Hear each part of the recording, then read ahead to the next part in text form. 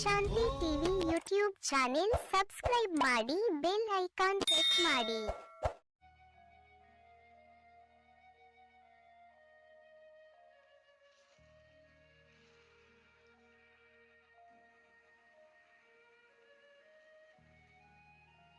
ಓಂ ಶಾಂತಿ. ನಾವೆಲ್ಲ ಆತ್ಮರು ಭ್ರೂ ಮಧ್ಯದಲ್ಲಿ ಸ್ಮೃತಿ ಸ್ವರೂಪರಾಗುತ್ತಾ ನಾವೆಲ್ಲ ಆತ್ಮರ ತಂದೆ ಪರಂಪಿತ ಶಿವ ತಂದೆಯನ್ನ ಪರಮಧಾಮದಲ್ಲಿ ಸ್ಮೃತಿ ಮಾಡಿಕೊಂಡು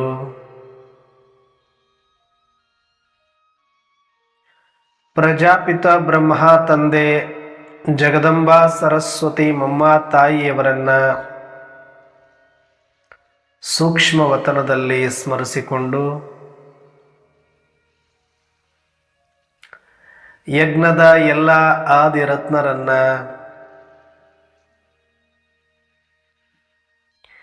ನಿಮಿತ್ತ ಎಲ್ಲ ಶಿಕ್ಷಕಿಯ ಕಂದಿರನ್ನ ಸಮಸ್ತ ಈಶ್ವರಿಯ ಪರಿವಾರವನ್ನ ಸೂಕ್ಷ್ಮವಾಗಿ ಸ್ಮರಿಸಿಕೊಂಡು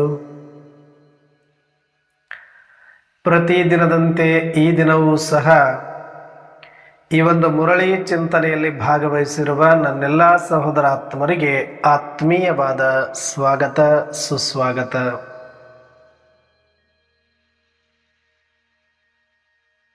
ಈ ದಿನ ವಿಶೇಷವಾಗಿ ಬಾಬಾರವರು ಮುರಳಿಯ ಮುಖ್ಯ ಸಾರದಿಂದ ಹಿಡಿದು ಸ್ಲೋಗನ್ವರೆಗೂ ಅನೇಕ ಮಹಾವಾಕ್ಯಗಳನ್ನು ಕೊಟ್ಟಿದ್ದಾರೆ.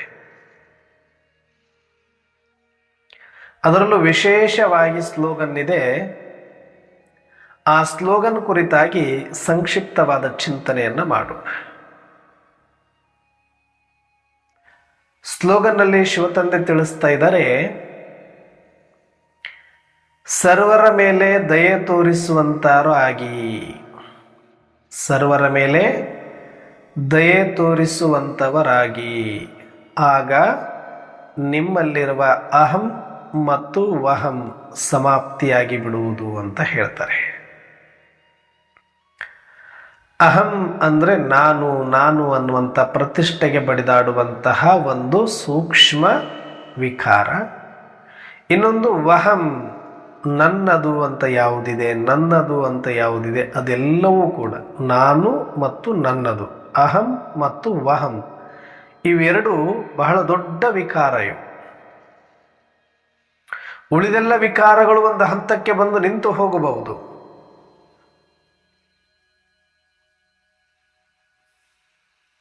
ಆದ್ರೆ ಎಲ್ಲ ನಿಂತ ಮೇಲೆ ಇವು ಏನಾದರೂ ಆರಂಭ ಆಗಿಬಿಟ್ರೆ, ಅಹಂ ಮತ್ತು ವಹಂ ಏನಾದರೂ ಒಳಗಡೆ ಬಂದು ಬಿಟ್ರೆ ಇದು ಮನುಷ್ಯನನ್ನ, ಆತ್ಮವನ್ನ ಸರ್ವನಾಶ ಮಾಡುತ್ತೆ ಅಂತ ಹೇಳ್ತಾರೆ. ಆತ್ಮ ಅಂದ್ರೆ ಆತ್ಮ ಕಲ್ಯಾಣವನ್ನ ಆಗದಂತೆ ತಡೆಯುತ್ತೆ. ದೇಹಾಭಿಮಾನದಲ್ಲಿ ತರಿಸುತ್ತೆ. ಆದ್ರೆ ಈ ಅಹಂ ಮತ್ತು ವಹಂ ಎಂತೆಂಥ ಸಂತರು, ಶರಣರು, ಸಾಧಕರನ್ನು ಕೂಡ ನೆಲಕ್ಕಚ್ಚುವಂತೆ ಮಾಡಿಬಿಟ್ಟಿದೆ. ಈ ಅಹಂ ವಹಂ ಇವೆರಡೂ ಕೂಡ ಸಮಾಪ್ತಿ ಆಗಬೇಕು ಅಂತಂದ್ರೆ ನೀವು ಸ್ವಲ್ಪ ದೊಡ್ಡವರಾಗಬೇಕು, ವಿಶಾಲ ಹೃದಯದವರಾಗಬೇಕು. ಹೇಗೆ? ಸರ್ವರ ಮೇಲೆ ದಯೆ ತೋರಿಸುವಂತವರಾದಾಗ ನಿಮ್ಮಲ್ಲಿ ಅಹಂ ಮತ್ತು ವಹಂ ಉಳಿಯೋದಿಲ್ಲ. ಅಂದ್ರೆ ನಿಮಗೀಗ ಯಾರು ಸಿಕ್ಕಿದ್ದಾರೆ? ಯಾವ ಸೃಷ್ಟಿಕರ್ತ ಪರಮಾತ್ಮ ಭಗವಂತ ಅಂತ ಇಡೀ ಜಗತ್ತು ಹುಡುಕಾಡ್ತಾ ಇತ್ತು. ನಾನು ಕೂಡ ಅನೇಕ ಜನ್ಮಗಳಿಂದ ಈ ಒಂದು ಹುಡುಕಾಟದಲ್ಲಿ ಇದ್ದೆ. ಈಗ ಆ ಸ್ವಯಂ ಪರಂಪಿತ ಪರಮಾತ್ಮ ಶಿವ ತಂದೆ ನನಗೆ ಸಿಕ್ಕಾಯಿತು. ನನ್ನ ಹುಡುಕಾಟ ನಿಂತಾಯಿತು.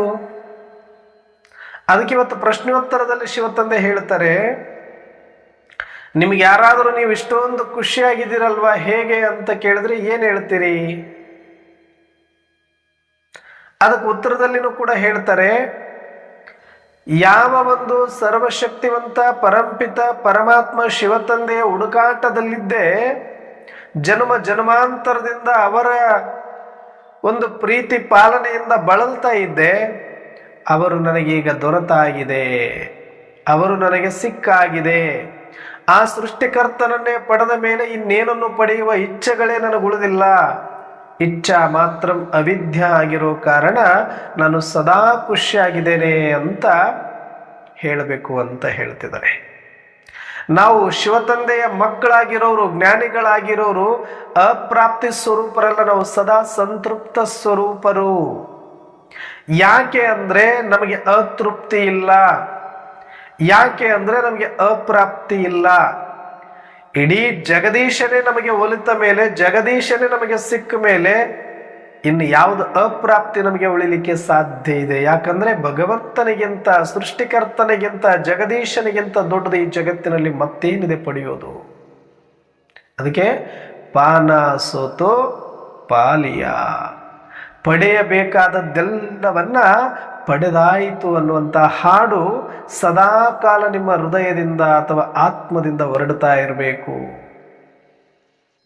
ನೀವು ಸದಾ ಪ್ರಸನ್ನ ಚಿತ್ತರಾಗಿರಬೇಕು. ನಿಮ್ಮ ಮುಖ ಕಮಲದಂತೆ ಅರಳಿರಬೇಕು. ಸದಾ ನಿಮ್ಮ ಸುತ್ತಮುತ್ತ ಸುಗಂಧದ ಪರಿಮಳವನ್ನ ಹರಡಿಸಬೇಕು. ಖುಷ್ ನಶೀಬನ್ನ ಸದಾ ಕಾಲ ಖುಷ್ ನಶೀಬಲ್ಲಿ ಇರಬೇಕು. ಯಾಕೆ? ಪಾನ ಸೋತು ಪಾಲಿಯ. ಏನು ಸಿಗಬೇಕಾಗಿತ್ತೋ ಅದು ಸಿಕ್ಕಾಯಿತು. ಎಷ್ಟು ಖುಷಿ ಇದೆ ಅಲ್ವ ಈ ಮಾತು ಕೇಳ್ತಾ ಇದ್ರೆ? ಏನು ಸಿಕ್ಕಿದೆ ನಮಗೆ? ಎಲ್ಲಾದ್ರೂ ಒಂದಷ್ಟು ಯಾರ್ದೋ ಜಮೀನಿನಲ್ಲಿ ಆಭರಣ ಸಿಕ್ಕರೆ ಏನೋ ಸಿಕ್ಬಿಡ್ತು, ನಿಧಿ ಸಿಕ್ಬಿಡ್ತು. ಮನೆ ಕಟ್ಟುವಾಗ ಒಂದು ಬಿಂದಿಗೆ ಸಿಕ್ಬಿಟ್ರೆ ಏನೋ ನಿಧಿ ಸಿಕ್ಬಿಡ್ತು, ಭಾರಿ ಅದೃಷ್ಟವಂತರು ಅಂತ ಹೇಳ್ತಾರೆ.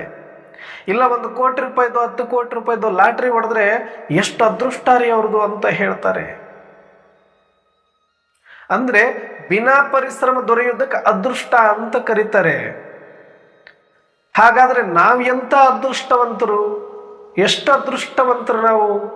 ಬಿನಾ ಪರಿಶ್ರಮ ಸ್ವಯಂ ಪರಂಪಿತ ಶಿವತಂದೆ ಜಗದೀಶ ಸರ್ವಶಕ್ತಿವಂತ ನನಗೆ ಸಿಕ್ಕಿದ್ದಾರೆ, ಬಿನಾ ಪರಿಶ್ರಮ ಸಿಕ್ಕಿದ್ದಾರೆ.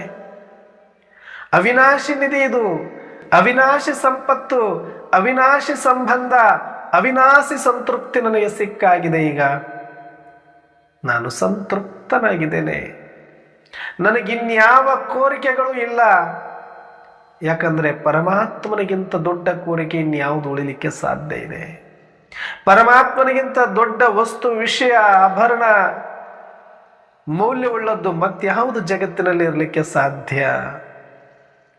ಅಂತ ಪರಮಾತ್ಮನೇ ನನಗೆ ದೊರಕಿರಬೇಕಾದ್ರೆ ಇನ್ನು ಯಾಕೆ ನಾನು ಯೋಚನೆ ಮಾಡಲಿ? ಇನ್ನು ಏನಿದೆ ನಾನು ಚಿಂತೆ ಮಾಡಲಿಕ್ಕೆ, ಅಳೋದಿಕ್ಕೆ, ಕಣ್ಣೀರು ಹಾಕೋದಕ್ಕೆ, ದುಃಖಿಸೋದಕ್ಕೆ, ಭಯ ಪಡೋದಕ್ಕೆ? ಯಾಕೆ? ಸದಾ ಅಭಯ ಹಸ್ತವನ್ನ ಹೊಂದಿರುವ ಸ್ವಯಂ ಶಿವತಂದೆ ನನ್ನ ಜೊತೆಲಿ, ನನ್ನ ಮಸ್ತಕದ ಮೇಲೆ ಅವರ ಅಭಯ ಹಸ್ತ, ಅವರೇ ನನಗೆ ರಕ್ಷಾ ಕವಚ, ಅವರೇ ನನಗೆಲ್ಲವನ್ನ ಸರ್ವಶಕ್ತಿಗಳನ್ನು ಕೊಡುವಂತಹ ಗುಣಗಳ ಸಾಗರ, ಶಕ್ತಿಯ ಸಾಗರ ಪರಮಾತ್ಮನನ್ನ ಜೊತೆಗಿರಬೇಕಾದ್ರೆ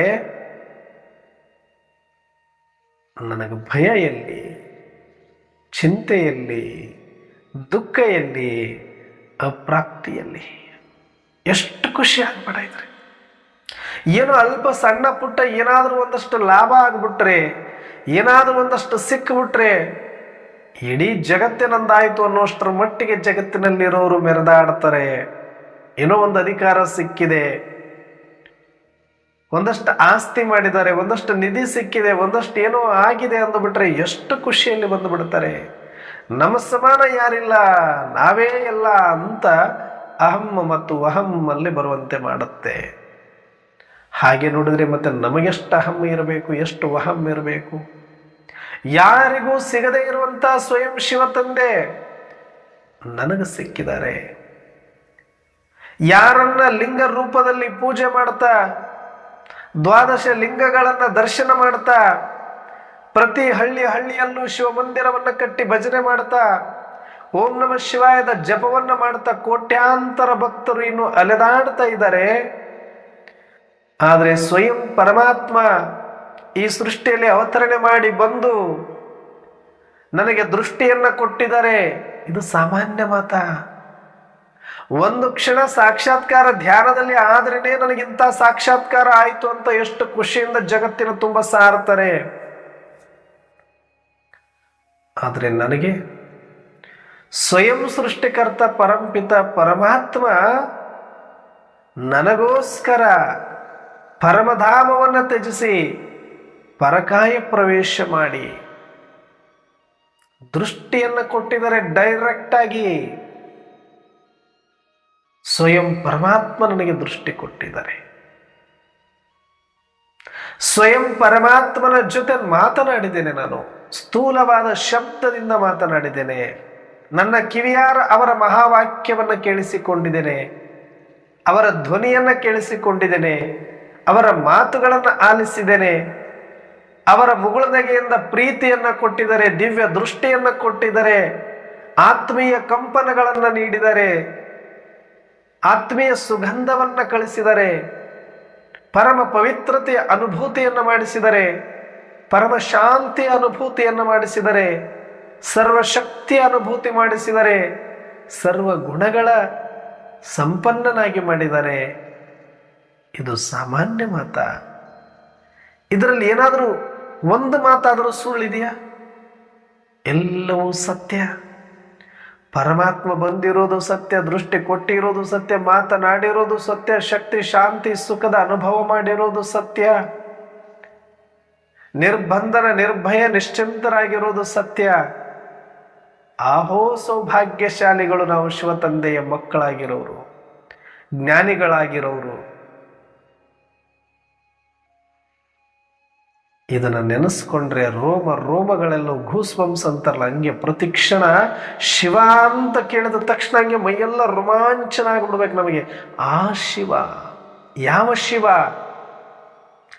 ಯಾವ ಭಕ್ತರೆಲ್ಲರೂ ಕೂಡ ಓಂ ನಮಃ ಶಿವಾಯ ಓಂ ನಮಃ ಶಿವಾಯ ಅಂತ ಜಪ ಮಾಡಿದ್ರು, ಭಜನೆ ಮಾಡಿದ್ರು, ಅನೇಕ ಮಂತ್ರಗಳನ್ನ ಮಾಡಿದ್ರು, ವೇದ ಉಪನಿಷತ್ತು ಗೀತೆ ಅನೇಕ ಶಾಸ್ತ್ರಗಳು ಕೂಡ ಯಾರ ಮಹಿಮೆಯನ್ನು ಮಾಡಿದ್ವು, ಯಾವೆಲ್ಲ ಸಂತರು ಶರಣರು ಯಾವ ಶಿವನ ಬಗ್ಗೆ ಕೊಂಡಾಡಿದ್ರು, ಅವರ ಭಕ್ತಿಯ ಪ್ರಕಂಪನಗಳಲ್ಲಿ ಮಿಂದೆದ್ದಿದ್ರು, ಆ ಶಿವನೇ ನನಗೆ ಡೈರೆಕ್ಟ್ ಆಗಿ ನನಗೆ ದೃಷ್ಟಿಯನ್ನು ಕೊಟ್ಟಿದ್ದಾರೆ, ಮಹಾವಾಕ್ಯಗಳನ್ನು ತಿಳಿಸಿದ್ದಾರೆ, ಪಾಲನೆ ಪೋಷಣೆಯನ್ನ ಮಾಡಿದ್ದಾರೆ. ಎಷ್ಟು ಅದೃಷ್ಟವಂತ ನಾನು!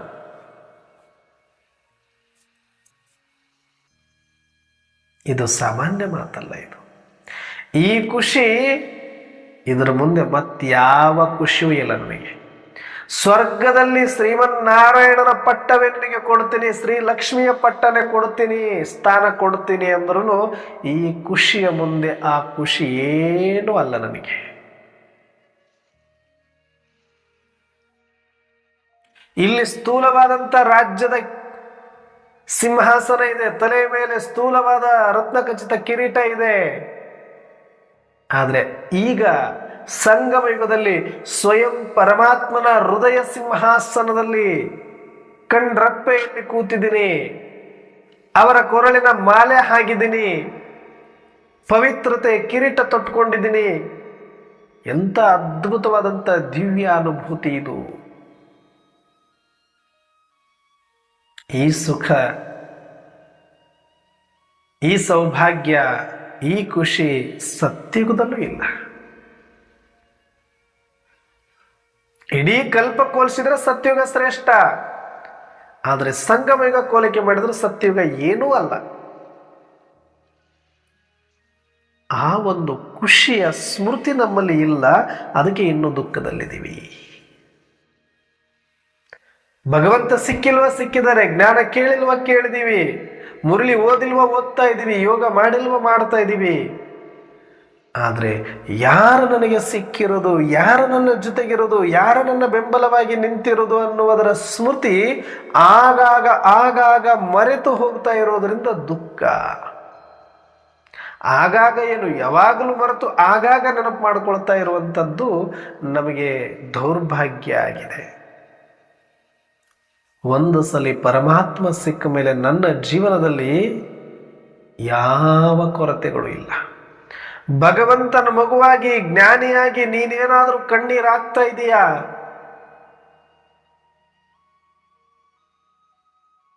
ನಿನಗೇನಾದರೂ ಇನ್ನೂ ಕೂಡ ಭಯ ಇದೆ ಅಂದ್ರೆ ನಿನಗೆ ಇದರ ಅರಿವು ಸ್ಪಷ್ಟವಾಗಿಲ್ಲ. ಯಾರು ನನಗೆ ಸಿಕ್ಕಿದರೆ, ಯಾರ ಮುಂದೆ ಕುಳಿತಿದ್ದೀನಿ, ಯಾರು ನನಗೆ ಮಹಾವಾಕ್ಯಗಳನ್ನು ಕೊಡ್ತಾ ಇದ್ದಾರೆ, ಯಾರ ದೃಷ್ಟಿಯನ್ನು ಪಡಿತಾ ಇದ್ದೀನಿ ಅನ್ನೋದರ ಯಥಾರ್ಥ ಅರಿವಿನ ಕೊರತೆಯೇ ನಮಗೆ ಈ ದುಃಖ ಭಯಕ್ಕೆ ಕಾರಣ ಆಗಿದೆ. ಯಾರು ಈ ಯಥಾರ್ಥ ಸತ್ಯವನ್ನು ಅರ್ಥ ಮಾಡಿಕೊಂಡು ಆ ಪರಮಾತ್ಮನ ಬಗ್ಗೆ ಯಾವ ವೇದ ಎಲ್ಲ ಉಪನಿಷತ್ತುಗಳು ಶಾಸ್ತ್ರಗಳೆಲ್ಲವೂ ಕೂಡ ಆ ಒಬ್ಬ ಪರಮಾತ್ಮನ ಮಹಿಮೆಯನ್ನು ಮಾಡಿತ್ತು, ಆ ಶಿವನೇ ನನ್ನ ತಂದೆ ಆಗಿದ್ದಾರೆ, ಆ ಶಿವ ತಂದೆ ಈಗ ನನ್ನ ಎದುರಲ್ಲಿ ಬಂದಿದ್ದಾರೆ ಎನ್ನುವ ಸತ್ಯ ತಿಳಿದ ಮೇಲೆ ಇನ್ನು ದುಃಖ ಪಡುವ ಅವಶ್ಯಕತೆ ಇಲ್ಲ. ಆತನ ದೃಷ್ಟಿ ಬಿದ್ದಾಗಿದೆ. ಯಾರ ದೃಷ್ಟಿ ನನ್ನ ಮೇಲೆ ಬೀಳಬೇಕಾಗಿತ್ತು ಬಿದ್ದಾಗಿದೆ. ಯಾರ ಅಭಯಹಸ್ತ ನನ್ನ ಮಸ್ತಕದ ಮೇಲೆ ಇರಬೇಕಾಗಿತ್ತು ಅದು ಇದ್ದಾಗಿದೆ. ಯಾರಿಂದ ಮಹಾವಾಕ್ಯವನ್ನು ಕೇಳಬೇಕಾಗಿತ್ತು ಕೇಳಿಯಾಗಿದೆ. ಯಾರಿಗೋಸ್ಕರ ಕಾಯ್ತಾ ಇದ್ದೆ ಅವರು ಸಿಕ್ಕಾಗಿದೆ. ಇನ್ನೇನಕ್ಕೆ ಭಯ? ಇನ್ನೂ ನಾನು ಭಯ ಪಡುತ್ತೀನಿ ಅಂದರೆ ಯಥಾರ್ಥ ಅವಿನಾಶಿ ಸುಖ ಶಾಂತಿಯ ಸಂಬಂಧವನ್ನು ಅರ್ಥ ಮಾಡಿಕೊಳ್ಳುವಲ್ಲಿ ನಾನು ವಿಫಲ ಆಗಿದ್ದೇನೆ. ಇನ್ನು ಸ್ಥೂಲ ವಿನಾಶಿ ವಸ್ತು ವಿಷಯ ವ್ಯಕ್ತಿಗಳ ಬಂಧನಕ್ಕೆ ಒಳಪಟ್ಟಿದ್ದೇನೆ. ಹಾಗಾಗಿ ನನಗೆ ಇನ್ನೂ ಕೂಡ ದುಃಖ ಇದೆ. ಇಲ್ಲ ಅಂದರೆ ದುಃಖಕ್ಕೆ ಅವಕಾಶನೇ ಇಲ್ಲ ಬಾಬಾರವರ ಮಕ್ಕಳಿಗೆ. ಏನಕ್ಕೆ ದುಃಖ ಪಡೋಣ ಹೇಳಿ ನಾವೀಗ? ಏನಾಗಬಹುದು ಸಾವಿಗಿಂತದಕ್ಕಿನ್ನೇನಾಗಬಹುದು. ಎಷ್ಟು ಆನಂದ ಇದೆ ಆತ್ಮದ ಸ್ಮೃತಿ.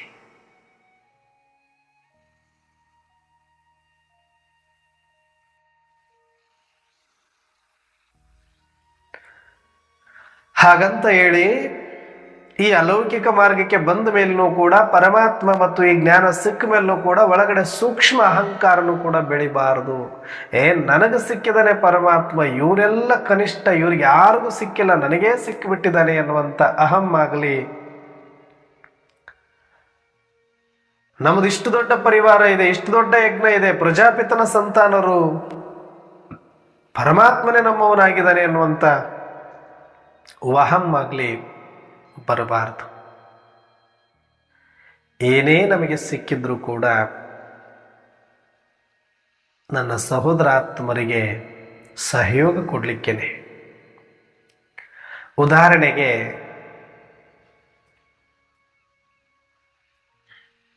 ಇದರಲ್ಲಿ ಅಹಂಕಾರ ಪಡುವಂಥದ್ದೇನೂ ಇಲ್ಲ. ಉದಾಹರಣೆಗೆ ಒಂದು ಕುಟುಂಬದಲ್ಲಿ 10 ಜನ ಮಕ್ಕಳಿದ್ದಾರೆ. ಅವರ ತಂದೆ ಆ ಮನೆ ಯಜಮಾನ ಮಾಲೀಕ ಇದ್ದಾನೆ. ಎಲ್ರೂ ಮಲಗಿದರೆ ಮನೆಗೆ ಬೆಂಕಿ ಬಿತ್ತು. ಯಜಮಾನನಿಗೆ ನಿದ್ರೆ ಬರ್ತಾ ಇರಲಿಲ್ಲ. ಅಕಸ್ಮಾತಾಗಿ ಆತನ ಕಣ್ಣಿಗೆ ಬೆಂಕಿ ಹತ್ತೋದು ಕಾಣಿಸ್ತು. ಇನ್ನೇನು ಬೆಂಕಿ ಹತ್ತಿ ಮನೆ ಸುಟ್ಟು ಹೋಗೋದಿದೆ. 10 ಮಕ್ಕಳು ಕೂಡ 10 ಕಡೆ ಮಲ್ಕೊಂಡಿದ್ದಾರೆ, ನನಗೆ ಓಡಾಡಲಿಕ್ಕೆ ಸಮಯ ಇಲ್ಲ ಅಂತ ಆತನ ಪಕ್ಕದಲ್ಲೇ ಇರ್ತಕ್ಕಂಥ ಹಿರಿ ಮಕ್ಕಳಿಬ್ಬರಾಗ ಎಬ್ಬಿಸ್ತಾನೆ. ಹಿರಿ ಮಕ್ಕಳನ್ನ ಎಬ್ಬಿಸಿ, ನೋಡಪ್ಪ, ಗಾಬರಿ ಆಗಬೇಡ, ನಾನು ನಿಮ್ಮಪ್ಪ ಇದ್ದೀನಿ, ಅಕಸ್ಮಾತಾಗಿ ದೇವರ ದಯೆ ಇದೆ, ನಮಗೆ ಮನೆಗೆ ಬೆಂಕಿ ಬಿದ್ದಿದೆ, ನನಗೆ ಗೊತ್ತಾಯಿತು, ಆದರೆ ನನಗೆ ಎಲ್ಲರನ್ನ ಎಬ್ಬಿಸ್ಲಿಕ್ಕೆ ಸಮಯ ಇಲ್ಲ, ನೀವಿಬ್ಬರನ್ನ ನಾನು ಎಬ್ಬಿಸಿದ್ದೇನೆ, ನೀವಿಬ್ಬರು ಸೇರಿ ಆ ಎಲ್ಲ ನಿಮ್ಮ ಸಹೋದರರನ್ನ ಎಬ್ಬಿಸಿ ಈ ಬೆಂಕಿಯಿಂದ ಅವರನ್ನ ರಕ್ಷಿಸಿ ಅಂತ ಹೇಳ್ತಾನೆ. ಹಾಗಂದ ಮಾತ್ರಕ್ಕೆ ಆ 2 ಮಕ್ಕಳು ನಮ್ಮಪ್ಪನಿಗೆ ನಮ್ಮ ಮೇಲೆ ಎಷ್ಟು ಪ್ರೀತಿ ಇದೆ, ಉಳಿದ ಮಕ್ಕಳ ಮೇಲೆ ಪ್ರೀತಿ ಇಲ್ಲ, ಹಾಗಾಗಿ ನಮ್ಮನ್ನೇ ಎಬ್ಬಿಸಿದ್ದಾನೆ ಅಂತ ಅಂದ್ಕೊಂಡು ಅಹಂಕಾರದಲ್ಲಿ ಬರಲಿಕ್ಕೆ ಸಾಧ್ಯ ಇದೆಯಾ? ಬಂದ್ರೆ ಅವರಿಗೆ ಬುದ್ಧಿವಂತರು ಅಂತ ಹೇಳ್ತಾರ? ಹೋಗ್ಲಿ, ಹೆಂಗೋ ನಮ್ಮಪ್ಪ ನಮ್ಮಿಬ್ಬರನ್ನ ಎಬ್ಬಿಸಿಬಿಟ್ಟಿದ್ದಾನೆ, ಮನೆಗೆ ಬೆಂಕಿ ಬಿದ್ರೆ ಬೀಳಿ ನಾವಿಬ್ರು ಮೊದಲು ಪಾರಾಗೋದು ನೋಡೋಣ, ಅವರೆಲ್ಲರನ್ನ ಎಬ್ಬಿಸ್ಕೊಂತ ಕೂಡೋದು ಏನ್ ನಮ್ಗೆ ಅವಶ್ಯಕತೆ ಅಂತ ಹೊರಗಡೆ ಓಡಿ ಬಂದ್ರೆ, ಅವರಪ್ಪ ಮಾಲೀಕ, ಅವ್ರ ತಂದೆ ಯಜಮಾನ ಮೆಚ್ಚುತ್ತಾನ ಇವ್ರು ಮಾಡುವಂತ ಕೃತ್ಯವನ್ನ? ಪ್ರೀತಿಸ್ತಾನ? ಸಾಧ್ಯನೇ ಇಲ್ಲ. ಎಬ್ಬಿಸಿರೋ ಉದ್ದೇಶ ಏನು? ಬಲೆ ರಕ್ಷಣೆ ಆಗಬೇಕು, ಹಾಗಂತ ಇವರಿಬ್ಬರನ್ನೇ ಎಬ್ಬಿಸಿ ಇವರಿಬ್ಬರನ್ನೇ ರಕ್ಷಣೆ ಮಾಡೋದು ಆ ಯಜಮಾನನ ಉದ್ದೇಶ ಆಗಿರ್ಲಿಲ್ಲ, ಆ ತಂದೆಯ ಉದ್ದೇಶ. ಎಲ್ಲಾ ಮಕ್ಕಳು 10 ಮಕ್ಕಳು 10 ಕಡೆ ಮಲಗಿದರೆ, ಈ ಇಬ್ಬರನ್ನ ಎಬ್ಬಿಸಿದ್ರೆ ಅವರೆಲ್ಲರೂ ಓಡಾಡಿಕೊಂಡು ಎಬ್ಬಿಸಿ ಅವರೆಲ್ಲರನ್ನ ಹೊರಗೆ ಕರ್ಕೊಂಡು ಬರ್ತಾರೆ ಅನ್ನೋ ಒಂದು ವಿಶ್ವಾಸದ ಮೇಲೆ ಅವರಿಬ್ಬರನ್ನ ಎಚ್ಚರಿಸ್ತಿರ್ತಾರೆ. ಆಗ ಅವರ ಅಹಂಕಾರದಲ್ಲಿ ಬಂದು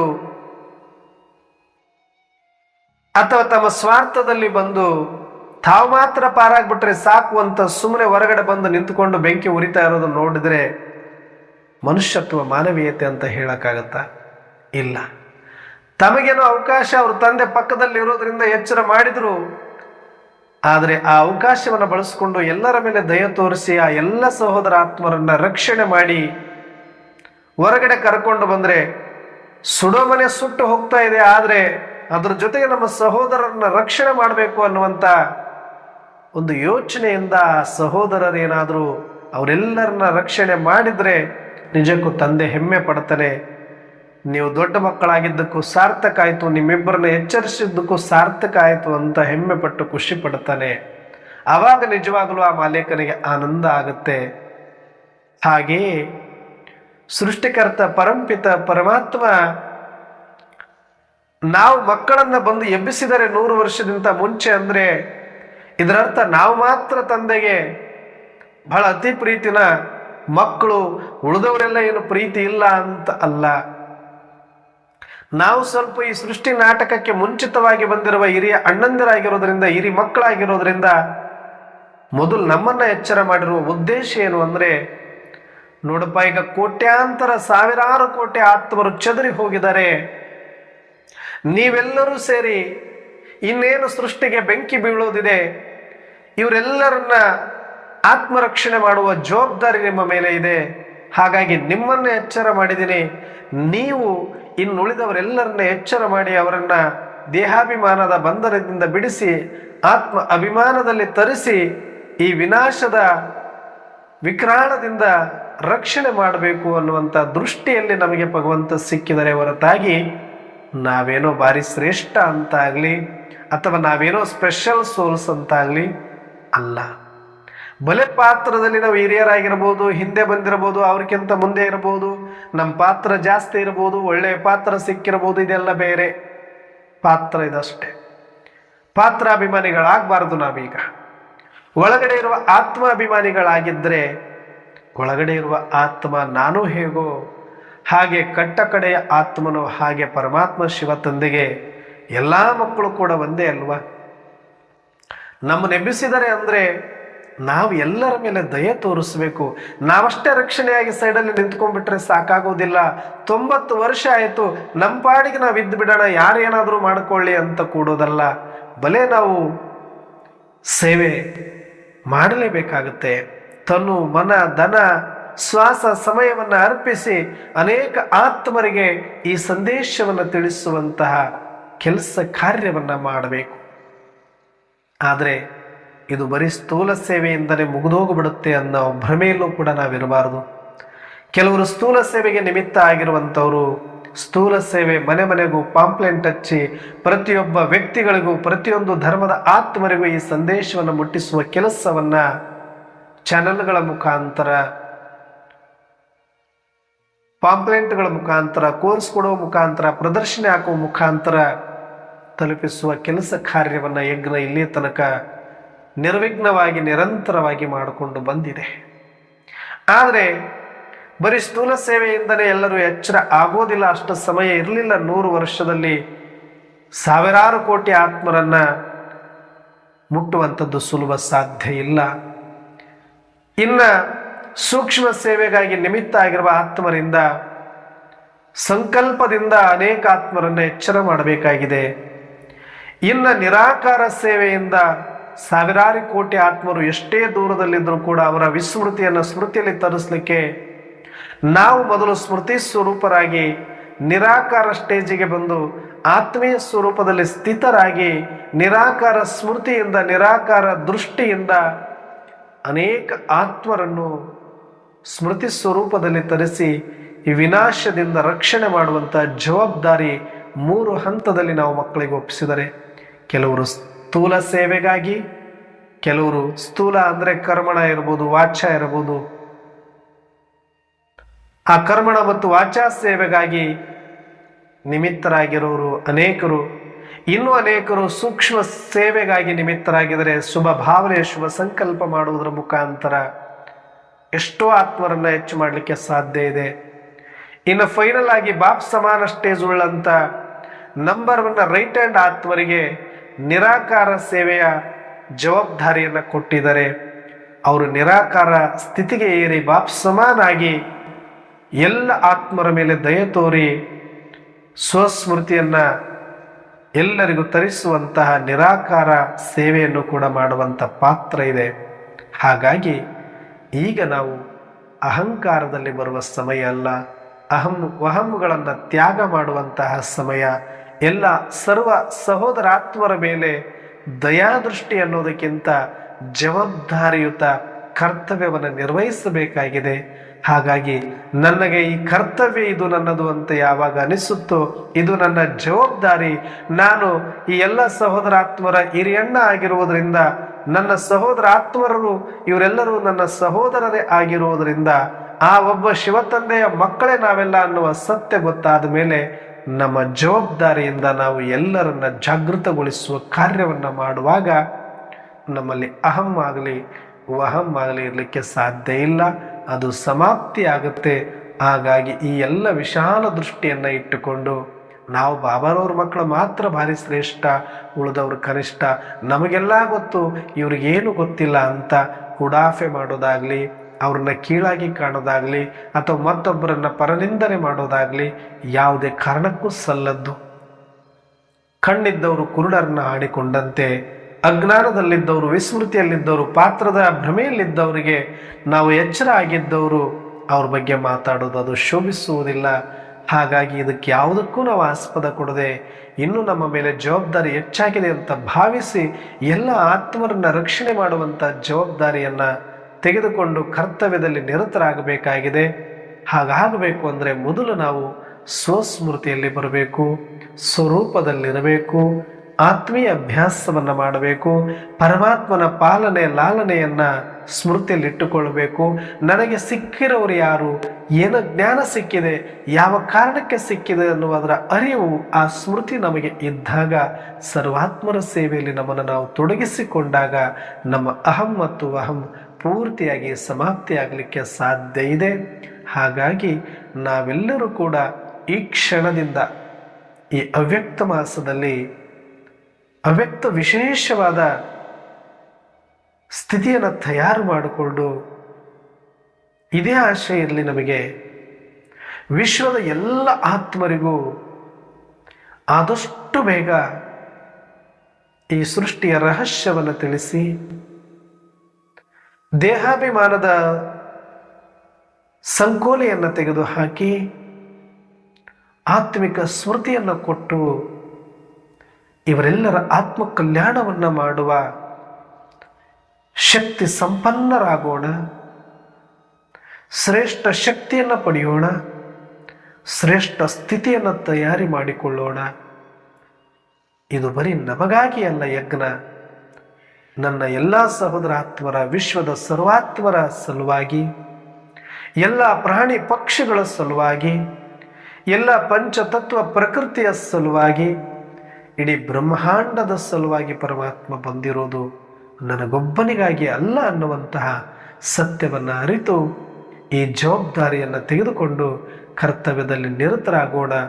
ಹೀಗಾದಾಗ ಮಾತ್ರ ಯಾವುದೇ ಕಾರಣಕ್ಕೂ ನಾವು ಒಂದು ಕ್ಷಣವನ್ನು ವ್ಯರ್ಥ ಮಾಡದೆ ಒಂದೊಂದು ನಿಮಿಷವನ್ನು ಸದುಪಯೋಗಪಡಿಸಿಕೊಂಡು ಸನ್ಮಾರ್ಗದಲ್ಲಿ ನಡೆದು ಶ್ರೀಮತವನ್ನು ಅಳವಡಿಸಿಕೊಂಡು ಚಾಚೂ ತಪ್ಪದೆ ಮುರುಳಿಯನ್ನು ಕೇಳ್ತಾ ಪ್ರತಿನಿತ್ಯ ದಿನಪೂರ್ತಿಯಾಗಿ ಸ್ವರೂಪದ ಅಭ್ಯಾಸವನ್ನು ಮಾಡ್ತಾ ಆದಷ್ಟು ಬೇಗ ನಾವು ಸ್ವಸ್ಥಿತಿಯ ಸಂಪನ್ನತೆಯನ್ನು ಪಡೆಯೋಣ.